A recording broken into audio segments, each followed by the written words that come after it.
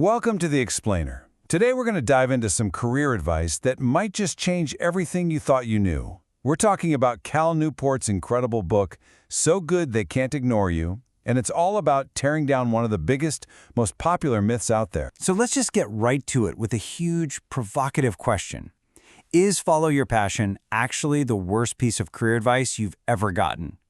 I know it sounds crazy, but Newport makes a seriously compelling case that it just might be. To really understand why, we first have to talk about what Newport calls the passion trap. We need to look at why this piece of advice, which, let's be honest, we hear all the time, could actually be setting us up for a whole lot of unhappiness. Newport kicks things off with this amazing story about a guy named Thomas. He was absolutely convinced that Zen Buddhism was his one true calling. I mean, he followed that passion all the way to a monastery, thinking he'd finally find peace and happiness. But instead, nothing really changed. He was still the same guy with the same worries. His passion didn't magically fix his life. And Thomas's story, it's a perfect takedown of what Newport calls the passion hypothesis. This is that core idea that we're all sold, right? The idea that the whole secret to career happiness is to first do some soul searching, find that one pre-existing passion, and then, find a job that's a perfect match. And this really gets to the heart of the problem. The passion hypothesis promises us this perfect dream job and, a life of fulfillment. But what's the reality for so many people? It's just endless job hopping, feeling confused, and that constant nagging anxiety that you just haven't found the one yet. Okay. I know what you're probably thinking right now. But wait, what about Steve Jobs? He's the guy who stood up and famously told students to do what you love. He's the ultimate poster child for following your passion, right? Well, here's the thing. Newport argues that if you actually look at what Jobs did, not just that one famous speech, the picture gets way messier. His early life wasn't some straight line driven by a passion for technology. It was all over the place. He dropped out of college. He was into mysticism and dance. He took a job at Atari just for quick cash to travel to India. Apple Computer wasn't some grand vision. It was basically a little side project that just happened to get a lucky break. So, if follow your passion is like a faulty GPS that just leads you in circles, what's the alternative? This brings us to a totally different approach. A much clearer way of thinking that Newport calls a craftsman's clarity. And this whole new philosophy really boils down to one simple, powerful piece of advice from a pretty unexpected source, the comedian Steve Martin. When people asked him how to make it in show business, he didn't talk about passion or networking. He just said, "Be so good they can't ignore you." That's it. That's the key. And that one quote just perfectly captures the difference between two mindsets. The passion mindset is all about me. It's focused on what the world can give you, always asking, is this job my destiny?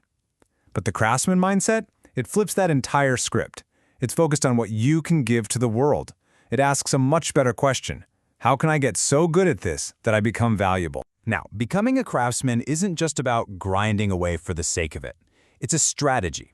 It's about deliberately building up what Newport says is the one true currency you need to build a career you love. And that currency is called career capital. These are the skills you develop that are both rare and valuable. Think of it like this. Every hard skill you master is like putting money into a special career bank account. You can then use that capital to buy the things you want in a career. You don't find a great career, you earn it. We all want the good stuff in a job, right? We want creativity, we want to feel like we're making an impact, and we definitely want control over our time and our work. But here's the crucial insight. These things aren't just given to you. They are rare, they are valuable, and you have to purchase them with the career capital that you've worked so hard to build. So this leads to a really critical question. Once you have that capital, how do you spend it? To show just how high the stakes are, Newport tells this fantastic story of two people who are unhappy in their jobs and made two totally different choices. First up, there's Lisa Foyer. She was miserable at her marketing job and decided to do what everyone tells you to do. She took a courageous leap and followed her passion for yoga. The only problem, she didn't really have any career capital in the yoga world. Her move was built on guts, not on rare and valuable skills. And then you have Joe Duffy. He was also an unhappy executive. But instead of jumping to a whole new field, he did the exact opposite. He doubled down. He decided he was going to become one of the absolute best designers in his field, building a massive amount of career capital. And the results, they couldn't be more different. Lisa's passion-fueled jump, without the capital to back it up, led her business to struggle, and she ended up in a really tough financial spot. But Joe, by building up his skills first, he eventually earned enough capital to buy total autonomy. He started his own super successful firm and even bought a 100-acre retreat. The craftsman path was just so much more reliable. So, after hearing all this, what are we supposed to do? Well, the great thing about this book is it doesn't just poke holes in the old advice. It gives us a really clear, actionable game plan for how to build a career that you can actually end up loving. Here it is, your new playbook, in 4 simple steps. First, just abandon the whole passion hypothesis. It's a trap. Let it go. Second, adopt the craftsman mindset. Focus on getting excellent at something. Third, get to work building your career capital. Deliberately acquire skills that are rare and valuable. And finally, number 4, invest that capital wisely to buy the career traits you actually want, like freedom and impact. So, if there is just one single idea that you take away from all of this, let it be this one. Our whole obsession with finding the right job has it all backwards. The key isn't finding the right work. It's working right. And that simple little shift, it changes everything.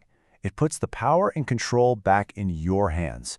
Instead of endlessly searching for a perfect job that might not even exist, you can focus on building the skills that let you shape the job you have into one you truly love. And that right there might be the best career advice you ever get.